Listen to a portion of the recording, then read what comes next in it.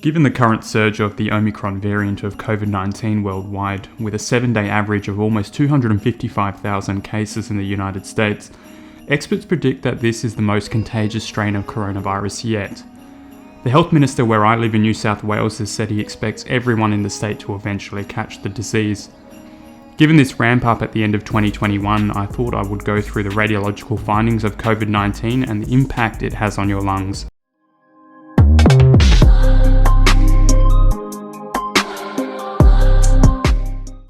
Hey guys, Jazz here and welcome to another video. Now firstly, I hope everybody had a great Christmas. COVID-19 is also known as Severe Acute Respiratory Distress Syndrome Coronavirus 2. COVID-19 usually presents with cough, fevers and shortness of breath. But abdominal symptoms and a bunch of other symptoms are also possible with this virus. Now this virus can also be asymptomatic, particularly in the younger demographic. The overall virus severity can vary from mild to critical. In patients on the mild spectrum of the disease, they may have either no symptoms or they could have a mild cough or mild fever. Severe disease usually presents with dyspnea, hypoxia, and on imaging, usually greater than 50% volume of the lungs are usually involved in the disease process. Now on the critical side of the spectrum, you typically expect respiratory failure, shock, and multi-organ failure. The first line method for diagnosis is the PCR testing or the polymerase chain reaction test.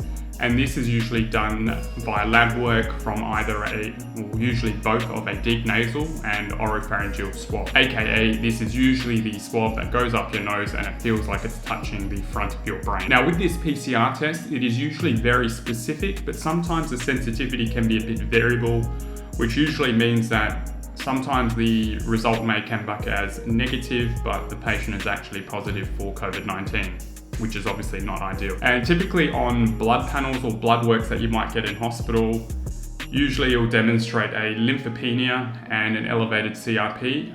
But these findings are obviously not typical just to COVID-19. It's usually seen in any kind of viral syndrome. Now, imaging can be very useful in the diagnosis and prognostication of COVID-19 patients.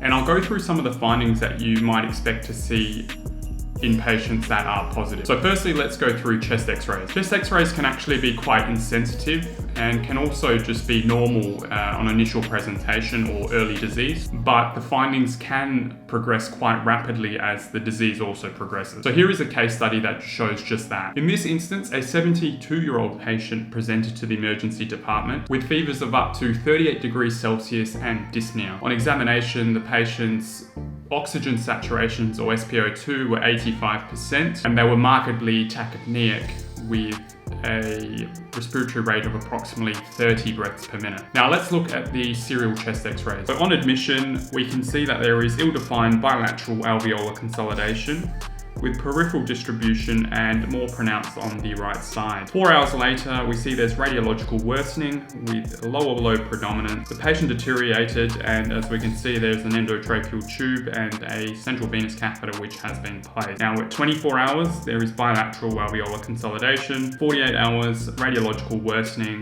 with widespread diffuse bilateral alveolar consolidation. And at 72 hours, diffuse bilateral alveolar consolidation with typical radiological findings of ARDS, or acute respiratory distress syndrome, and 24 hours later the patient ended up passing away. Now let's look at the CT findings. On initial CT findings in COVID-19, you typically expect to see bilateral multilobar ground glass change, usually in a peripheral or posterior distribution, and most commonly the changes initially are seen within the lower lobe. Consolidative change can also be seen sometimes superimposed on the ground glass change, but that's usually less common and mainly seen within elderly demographic. Other findings you could also see include septal thickening, which in combination with the ground glass change gives the crazy paving appearance, which is not specific to COVID-19 and can be seen in other entities, but is something that can be seen. You can also get vascular engorgement,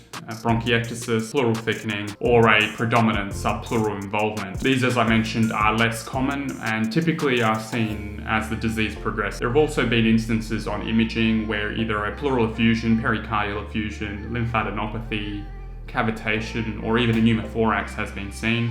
But again, it's difficult to say whether or not these are just incidental or purely relate to COVID-19. So most of these findings are not entirely specific for COVID-19, as I just mentioned, and can usually be seen in the context of any kind of viral pneumonia. Now, a general severity score can also be calculated from these CT images, and this usually correlates well with the clinical severity of disease. The score is usually calculated by giving each lobe of the lung a score of 1 to 5 using the following criteria. The total CT score is then calculated by adding up all the individual lobar scores, and this can range from 0, which is usually no involvement, up to 25, which is maximum involvement. Alright guys, I hope you found this video useful. Remember to keep socially distancing and get vaccinated if you haven't already done so. If you did like the video, please consider giving it a thumbs up and subscribe to the channel if you're new, and I'll catch you in the next one. Cheers!